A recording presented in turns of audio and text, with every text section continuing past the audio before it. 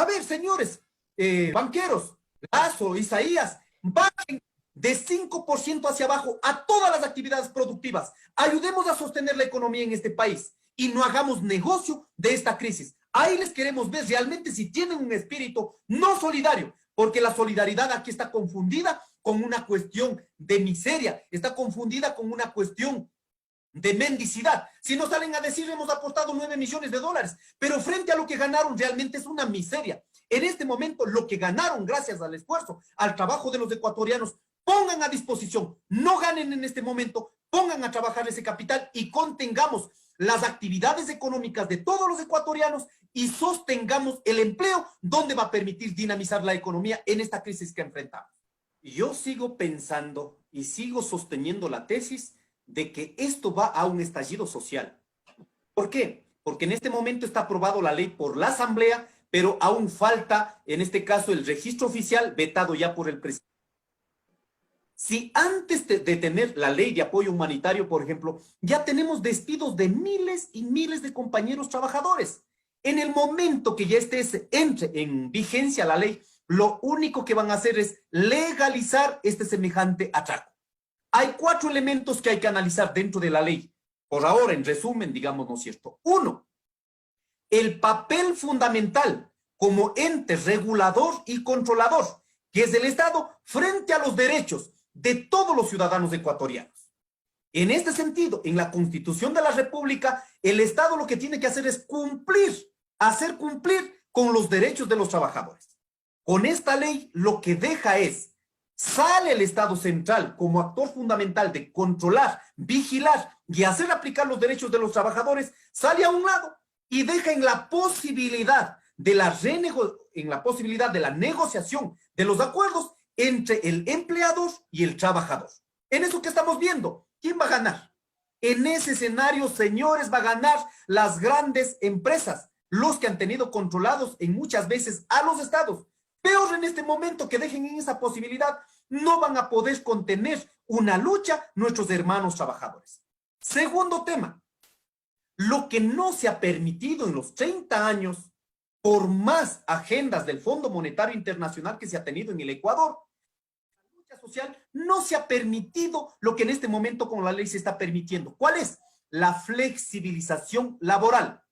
La flexibilización laboral te permite, en este caso, achicar los derechos que por años, cientos de años, los trabajadores, no solo en el Ecuador, sino en el mundo, hemos garantizado. ¿Cuál es? La estabilidad laboral, la jornada laboral, el tema del salario justo, pero en este momento, como dicen que van a dejar en la posibilidad de la negociación, lógicamente está permitiendo legalmente que pueden reducir hasta el 50% de la jornada laboral. Y así también hasta el 50%, 55% que podrían reconocer por esa jornada laboral. La pregunta es, vamos a lo concreto, ¿a cómo está la canasta básica en este momento? Que en ese sentido no se tiene, por lo menos actualizado. $732 en el Ecuador, la canasta básica.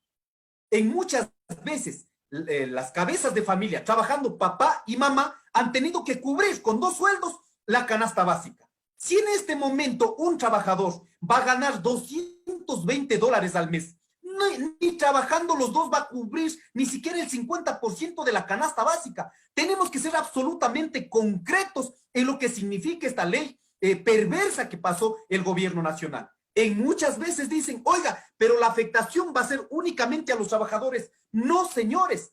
Cuando un compañero trabajador tiene un sueldo, no es que eso tiene únicamente para el ahorro o para guardar.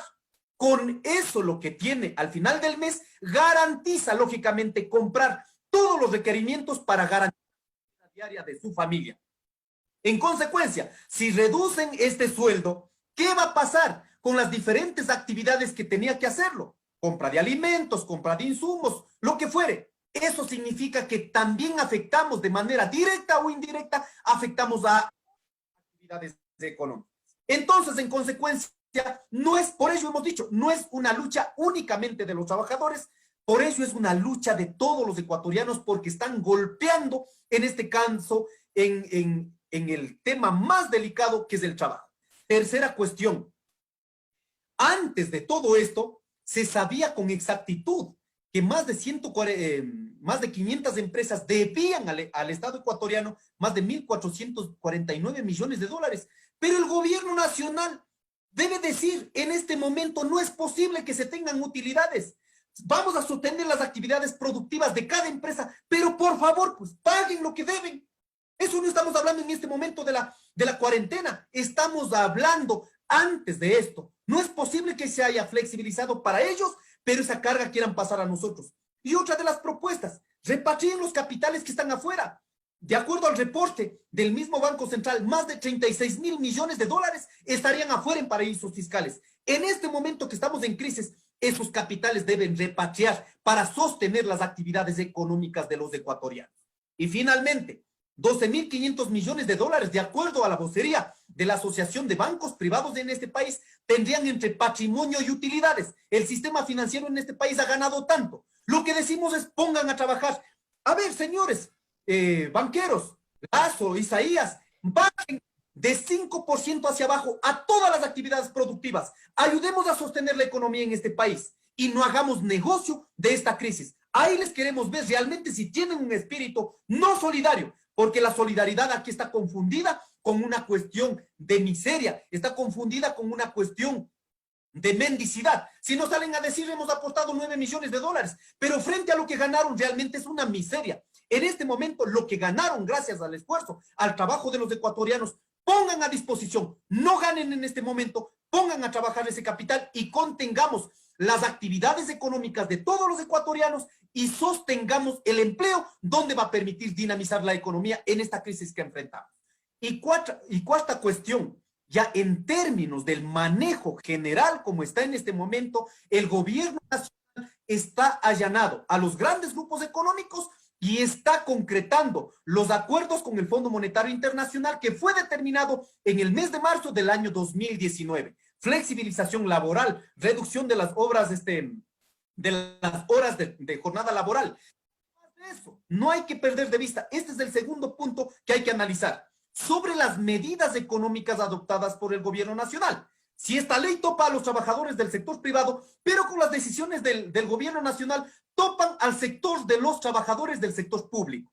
¿Aquí cuánto pretenden reducir? 980 millones en la masa salarial. ¿Qué están diciendo? Vamos a mantener a los trabajadores, pero vamos a reducir 2 horas, pero esas 2 horas no les vamos a pagar. En consecuencia pasa lo mismo. Tenías un poder adquisitivo de ese empleado que permitía comprar diferentes factores, digamos, ¿no es cierto?, dentro de la producción del país, lógicamente va a reducir su capacidad de adquisición y afectamos también a las diferentes ramas de economía en este país. No se está privilegiando. Salvaguardar, sí, en este caso, las empresas, pero también salvaguardemos los intereses de los trabajadores que a través de sus sueldos ayudan a dinamizar el resto de la economía. Quiero dejar claro que no es una disputa entre la nueva generación y los mayores, en absoluto. Aquí hay una unidad intergeneracional, inquebrantable. Hay que reconocer la valía de nuestros compañeros dirigentes que han puesto toda su vida para sostener procesos de lucha. Yo ahí quiero reconocer enormemente a los dirigentes que sostuvieron el levantamiento de 1990, 92, 94, 1999, con la caída de los gobiernos de turno, han sido inflexibles con sus posturas, pero además de eso han tenido firmeza y han logrado conducir al movimiento indígena, que ahora debemos hacernos también este traspaso generacional. Y así también, como en todos los gremios, sí tenemos cuadros políticos o dirigenciales que se han aprovechado de estas situaciones. Por eso tiene que ser una lucha frente a la gente que se ha aprovechado, frente al oportunismo, frente al populismo, que muchas veces hasta nuestra pobreza han instrumentalizado para tener vocería política. Eso realmente no podemos seguir aceptando como normal en este país. Y eso es la tarea que tenemos los mayores, los jóvenes, pero en un programa hacia adelante. Ahora, frente a aquello, yo creo que la mejor forma de no quedar o no quedar manchado, digamos, como un politiquero más, cualquiera de los compañeros dirigentes, hay 2 cuestiones que yo al menos lo he cultivado en mi vida. La primera cuestión, nunca tiene que ir sobre las decisiones de la mayoría. Nunca hay que ir sobre la decisión de las colectividades. Uno, como dirigente, tiene que allanar a las decisiones de las estructuras organizativas. Eso es lo que lo he hecho. Y en muchas veces los dirigentes lo que tienen que hacer, aquí sí es el papel fundamental de los que se quieren jugar con su vida. Una decisión colectiva no se puede bajar. Y esa decisión tiene que mantener con firmeza. En muchas veces puede ser confundida de pronto con una prepotencia o lo que sea. Pero aquí es sostener la decisión que fue tomada por la gran mayoría. Y una segunda cuestión, estimados compañeros, yo creo que debe haber una coherencia entre lo que se dice y lo que se hace. Si no se tiene esa coherencia, estimados compañeros, salimos a decir lo que no somos ni en la comuna, ni en la familia, peor en la sociedad. Y eso hemos visto cuánta gente en muchas veces salen a decir, estamos luchando por los derechos de las compañeras mujeres. Vamos a ver los niveles de violencia que se tienen en los hogares, realmente muy jodido. Por ello yo creo que el cultivar, el sostener hacia adelante un tipo de sociedad debe ser no va a ser sostenida únicamente por los políticos, sino va a ser sostenido sobre todo con personas, con colectivos que realmente quieran cambiar esta sociedad.